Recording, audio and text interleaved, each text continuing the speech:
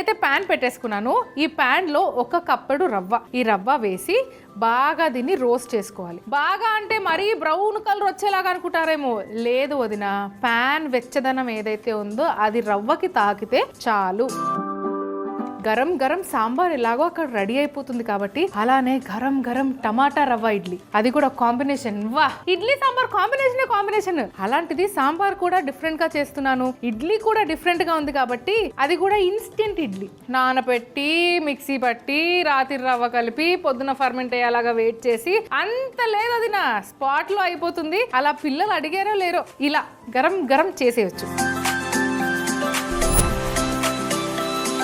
సరే, ఇప్పుడైతే రవ్వ రోస్ట్ అయిపోయింది. దీన్ని అయితే మనం బౌల్లో వేసేసుకుందాం.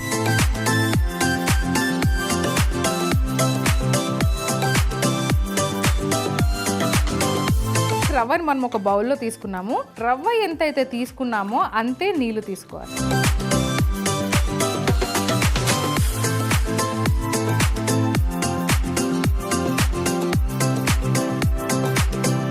ఇందులోనే కొద్దిగా సాల్ట్. సో ఇందులో కప్పెడు పెరుగు.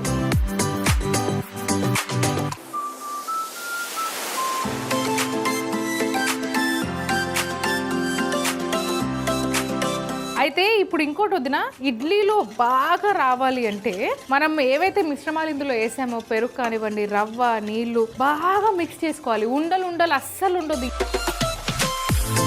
5-10 నిమిషాలు పెట్టుకోవాలి. ఏంటొదినా, సైడ్కి ఎందుకు పెట్టుకోవాలా? కొద్దిసేపు ఏదైతే బ్యాటర్ చేసుకున్నామో అది కొంచెం నానాలి వదినా.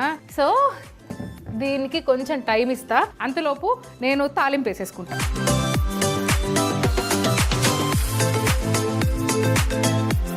అలానే మనం ఏదైతే రవ్వతోని ఇడ్లీలు చేసుకుంటున్నామో దాన్ని నానబెడితే, కొద్దిగా రవ్వ నానబెట్టినా అది డబుల్ సైజులో ఉబ్బుతుంది కాబట్టి మనకి ఎక్కువ ఇడ్లీలు కూడా అవుతాయి. కొద్దిగా నూనె కూడా పోసుకున్నాను, అలానే నెయ్యి కూడా.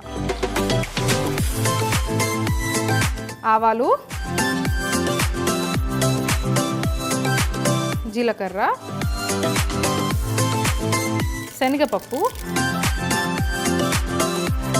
మినప్పప్పు.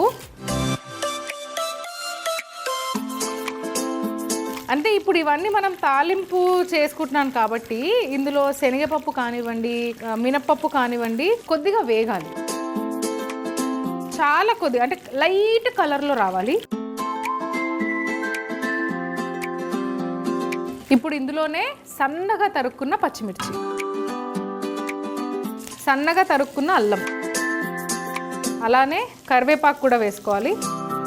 ఒకసారి కలిపేసుకోండి. ఇందులోనే కొద్దిగా పసుపు, కొద్దిగా ఇంగువ.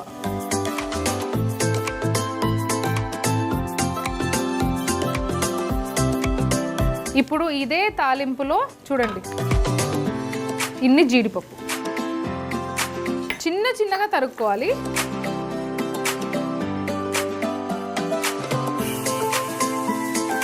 సో ఇప్పుడు స్టవ్ ఆఫ్ చేసుకోవాలి.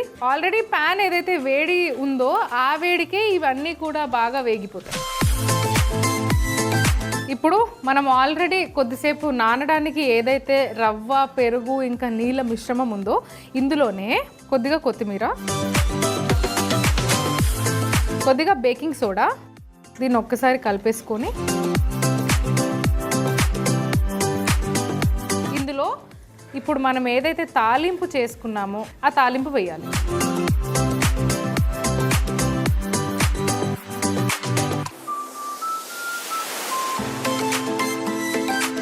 దీన్ని ఒక్కసారి కలిపేసుకుందాం. దీంట్లో అలాగే సన్నగా తరుక్కున్న టమాటా ముక్కలు, గింజలు లేకుండా. ఇది ఇంకా ఒక 5 నిమిషాలు నానాలి. నానితే ఇడ్లీలు చాలా బాగా వస్తాయి. సో దీన్ని పక్కన పెట్టేసుకుందాం. అది నానే లోపు ఇదంతా ఒకసారి క్లీన్ చేసుకుందాం. మొత్తం క్లీన్ అయిపోయింది. మనకు కావాల్సిన బ్యాటర్ కూడా బాగా నానింది. స్టీమర్లో ఇడ్లీలు అయితే టటడా రెడీ. సో స్టవ్ కట్టేసుకుందాం. ఫస్ట్ కొద్దిగా ఇడ్లీలు చల్లారాలి కాబట్టి ముందుగా ఇవి పక్కన పెట్టుకుందాం.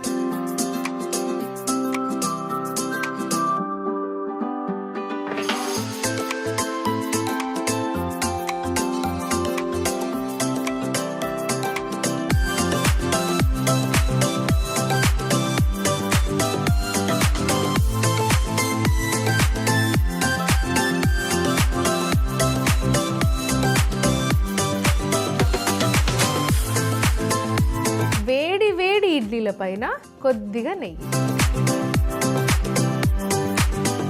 టమాటా రవ్వ ఇడ్లీ. ముందుగా ప్యాన్లో బొంబాయి రవ్వ వేసి కొద్దిగా వేయించి ఒక బౌల్లో వేసి 1 కప్పు నీళ్లు పోసి ఉప్పు 1 కప్పు పెరుగు వేసి బాగా కలిపి పక్కన పెట్టి నానబెట్టుకోవాలి. ఇప్పుడు ప్యాన్ పెట్టి నూనె కొద్దిగా నెయ్యి వేసి ఆవాలు, జీలకర్ర, శనగపప్పు, మినపప్పు వేసి వేయించి అందులో సన్నగా తరిగిన పచ్చిమిర్చి, అల్లం, కరివేపాకు, పసుపు, ఇంగువ వేసి చిన్నగా కట్ చేసుకున్న జీడిపప్పు వేసి తాలింపు చేసుకోవాలి. నానబెట్టుకున్న మిశ్రమంలో కొత్తిమీర, వంట సోడా, చేసుకున్న తాలింపు వేసి గింజలు తీసి కట్ చేసుకున్న టమాటా ముక్కలు వేసి కలిపి కొంచెం సేపు పక్కన పెట్టుకోవాలి. ఇప్పుడు ఇడ్లీ వేసుకునే గిన్నెలో టమాటా, ఒక జీడిపప్పు చూపిస్తున్న విధంగా పెట్టి తయారు చేసుకున్న ఇడ్లీ బ్యాటర్ వేసుకొని స్టీమర్ లో 10 నుంచి 15 నిమిషాలు పెట్టుకుంటే టమాటా రవ్వ ఇడ్లీ రెడీ. వేడి వేడి టమాటా రవ్వ ఇడ్లీ పైన కొద్దిగా నెయ్యి వేసుకుంటే ఇంకా రుచికరంగా ఉంటాయి.